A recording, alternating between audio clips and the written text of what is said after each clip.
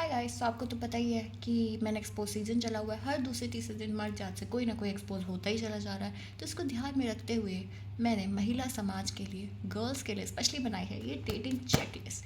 So let's get straight into this and girls kindly take notes of this. So भाई मेरी list में सबसे पहले है कि एंड्रू टेट के बारे में ना पता हो। अगर पता है तो फॉलो ना करता हो, अगर फॉलो करता है उसकी बातों पे इम्प्लीमेंट ना करता हो।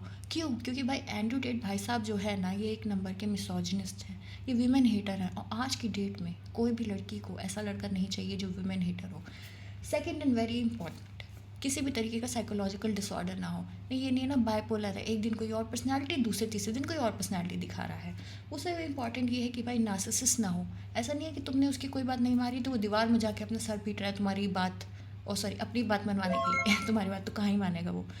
हाँ, आगे है कि भाई सैडनेस ना हो। तुम्हें दुखी देखकर उसे खुशी मिल रही है, और बल्कि तुम्हें दुखी देखकर अगर किसी को भी खुशी मिल रही है ना, ऐसा कोई भी बंदा तुम्हारी लाइफ में है, तो वो तो तुम्हें अपनी लाइफ में रखना ही नहीं चाहिए। उसको तो बिल्कुल ही लात मार के बाहर निकालो, है कि नहीं।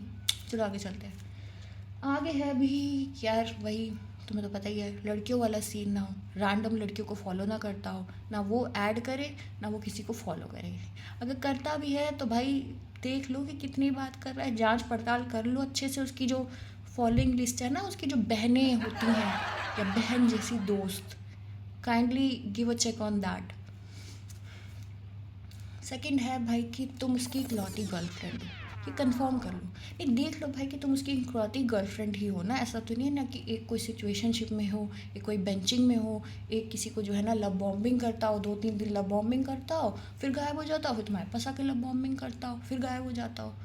तो ये सारे पॉइंट्स तुम लोग को देखने होंगे गाइस, ठीक है। बात बात पे इमोशनल ब्लैकमेल ना करें।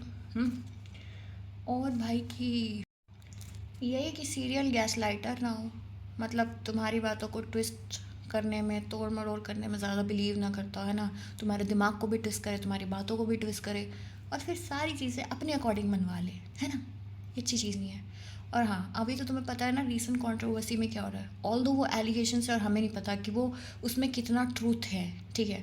बट स्टिल, अगर आपका बॉयफ्रेंड आपसे बड़ा है और वो माइनर लड़कियों को फॉलो करता है, girls, it's not a good sign. That means he's a serial manipulator. Serial manipulator, I'm telling you. Okay, so keep a check on that. आगे आगे आगे मेरी लिस्ट में है कि भाई एक्स से बातचीत ना चलती हो। नहीं, मुझे समझ नहीं आता कि एक्स से जब इतनी मेमोरीज तुम्हारी जुड़ी होती हैं, जब इतनी ही तुम्हें एक्स पसंद होती है, तुम अगले के पास जाते क्यों हो? क्यों उसका तुम समय बर्बाद कर रहे हो, है ना। अब भैया इनको भी देख लेना, ये जो कुछ होते हैं ना, जो सिर्फ लॉयल लड़कियों को टाइम पास के लिए ढूंढते हैं, जिनको टाइम पास के लिए भी सिर्फ लॉयल लड़कियां ही चाहिए, इनसे भी ज़रा बच के रहना, ठीक। आगे चलते हैं। आगे आगे आगे आगे वही यार कि गोस्टिंग बिहेवियर ना हो। मतलब ठीक है यार, बॉयफ्रेंड, इसका मतलब ये थोड़ी कि तुम 4-4 दिन गोस्ट करोगे, फिर 4 दिन बाद आ जाओगे, फिर दुनिया भर का प्यार दिखा के फिर गायब। ऐसे लड़कों से दूर, पक्का बता रही हूँ। और वही भाई, फीमेल बेस्ट फ्रेंड से एक लिमिट में बात करें, एंड ऑलवेज चेक कि जो अटेंशन वो तुम्हें दे रहा है क्या वो सेम अटेंशन किसी और लड़की को भी दे रहा है। इफ़ यस, देन माई बाबू, निकल लो वहाँ से, तुम उसकी इकलौती नहीं हो, समझी। तो ये कुछ पॉइंट्स है भैया, देख लेना। डेट कर रही हो तो ज़रा सोच समझ के। चलिए मिलते हैं बाद में।